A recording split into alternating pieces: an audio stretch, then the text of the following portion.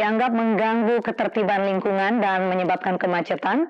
Adu mulut terjadi antara para pemilik lapak dagang dengan petugas Satpol PP bongkaran tempat dagang mereka dan mengklaim punya sertifikat hak guna bangunan. Dan ke depan akan saya tertibkan. Kenapa? Ditertibkan demi kepentingan orang Bekasi sendiri, bukan demi kepentingan gubernur. Ya. Rumah Pak, emang Pak yang di Banten itu? Saya nggak tahu jumlah rumahnya berapa, tetapi yang penting bagi saya proyek ini harus berjalan.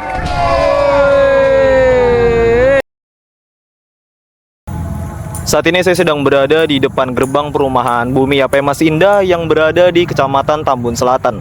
Seperti yang dapat rekan-rekan sekalian lihat, bahwa di sekeliling saya terdapat puing-puing bekas penggusuran atau penertiban dari bangunan liar yang berada di depan gerbang Bumi Mas Indah.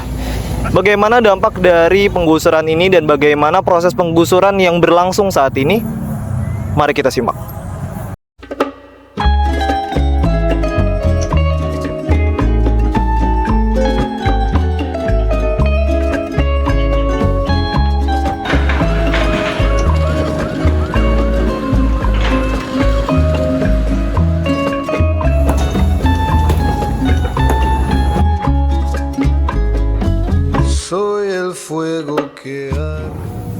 Jadi ceritanya gini bro, belakangan ini lagi rame kejadian penggusuran lahan bangunan, tepatnya di Kalibaru, Tambun Selatan, Kabupaten Bekasi.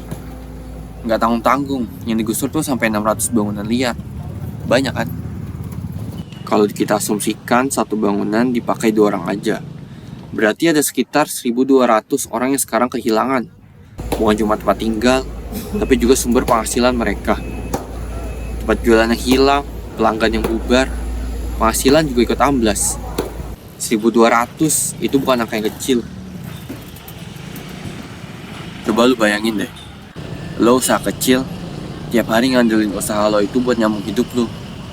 Tiba-tiba disuruh minggat. Bukan karena lo ngapain, tapi karena katanya lahannya itu bukan punya lo. Pihak yang lakuin penggusuran bilang, ini semua demi normalisasi kali, karena katanya daerah itu emang rawan banjir.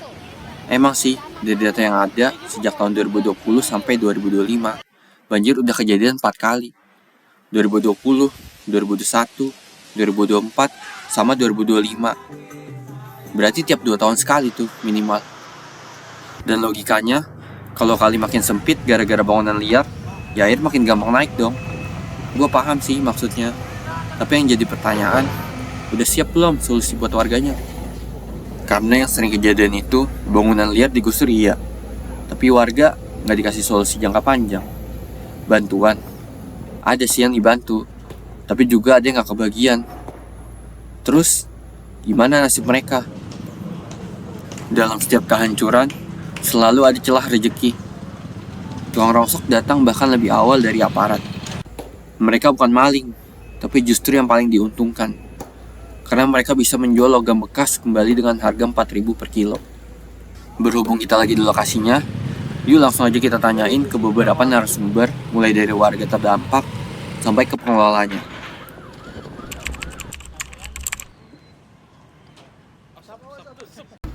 Sebelumnya dengan Bapak siapa di sini? Saya Saipul. Oh, Bapak Saipul.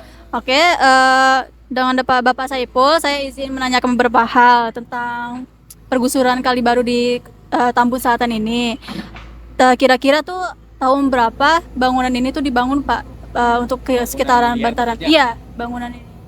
Kalau persisnya saya nggak kurang paham ya, kalau untuk bangun. Tetapi seingat saya itu sekitar tahun 97-98 lah. Jadi bangunnya satu-satu dulu lah, lama-lama merembet.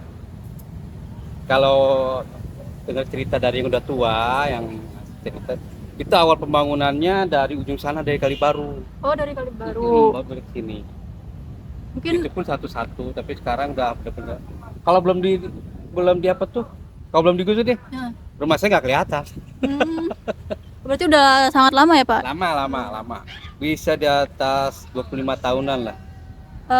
Mungkin kira-kira Bapak tahu nggak alasan dibangunnya Bantaran Kalibaru ini? Untuk faktor ekonomi atau memang Ya sosial? kalau kita lihat dari ujung sana sampai ujung yang di sana itu ya, itu memang rata-rata untuk usaha. Oh, untuk usaha. Untuk usaha rata-rata. Nggak ada yang untuk tempat tinggal, nggak ada. Bahkan usaha sampai tempat tinggal mungkin bisa. Tapi ada beberapa warga di sini yang memang dapat warisan dari keluarganya atau Kalau bantaran nggak ada yang diwariskan. nggak ada? Nah, kalau untuk warga sini ada beberapa yang menggunakan ya, dalam artian dia membangun bangunan buat ruko atau toko lah, bukan ruko, toko untuk jual sembako atau apa ya. Itu memang rata-rata kalau saya tanya-tanya, dia bisa bangun di bantaran kali awalnya gimana?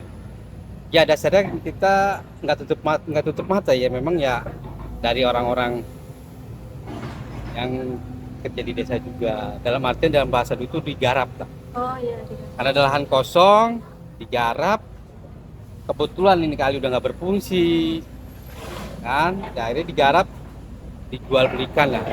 Dalam artian jual beli itu tapi nggak ada surat-surat. Yang penting ini garapan gua jual ke lu. Dia mau yang di penjual nih. Nah si pembeli ini bangun ruko.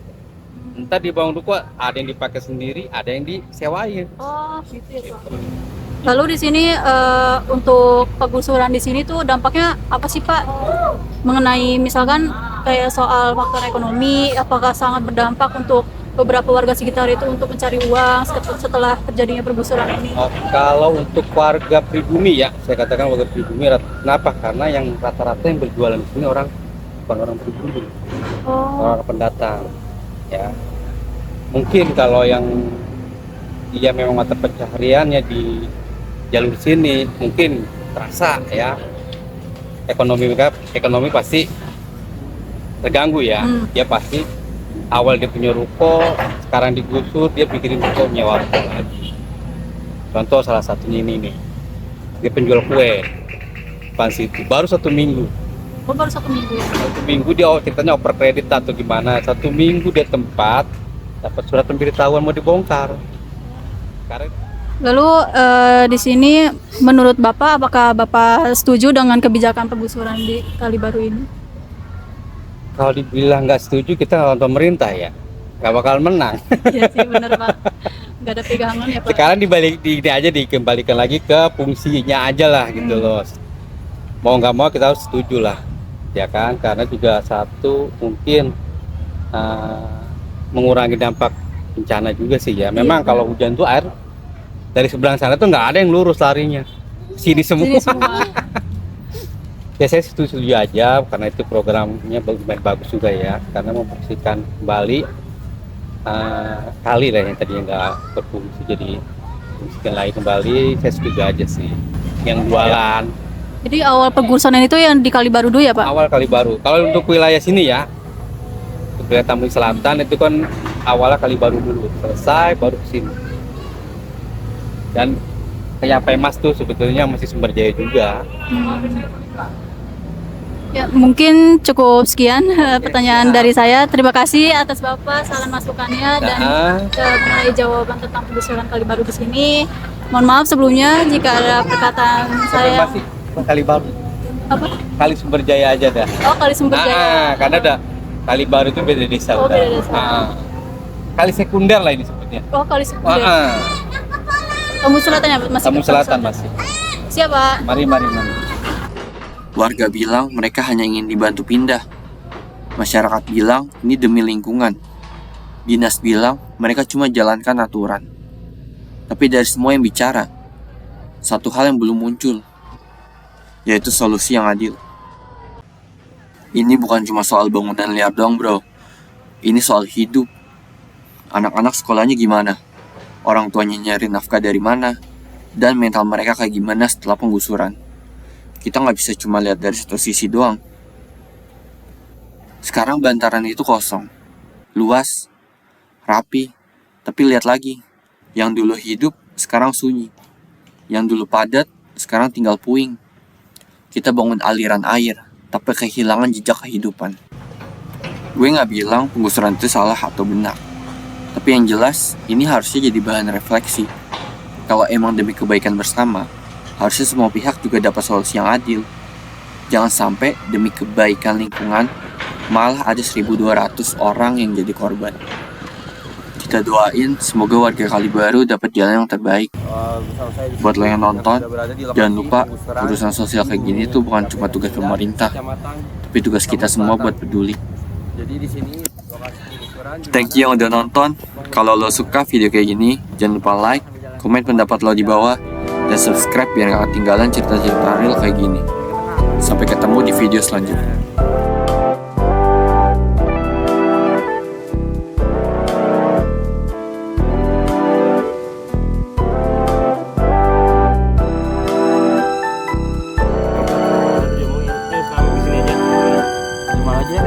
Benji, ada cikian nih udah. Sekarang kita lagi apa? Lagi makan gitu. Bakso apa namanya? Jendes. Bakso jendes. Inilah. Weh Niko, jelasin sekarang kita makan bakso apa? Mari Pak, ya gimana? Bisa dijelaskan nggak ini gimana hasilnya bisa seperti ini Pak? Ini kenapa bisa terjadi?